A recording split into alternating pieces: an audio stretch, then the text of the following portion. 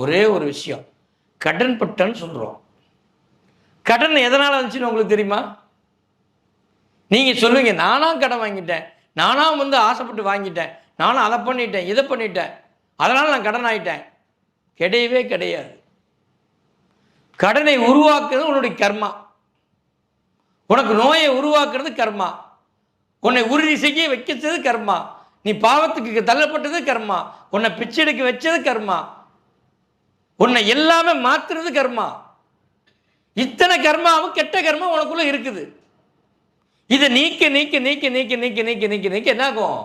ஒரு கட்டத்துக்கு மேல சுப கர்மா உள்ள வர ஆரம்பிச்சிடும். வர வர வர வர என்ன ஆகும்?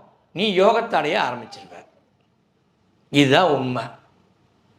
இந்த ரெண்டையும் பார்த்து கண்டுபிடிச்சு உனக்குள்ள நீ பேசி உன் ஆன்மாவோட நீ பேசணும். உன் ஆன்மா உனக்குள்ள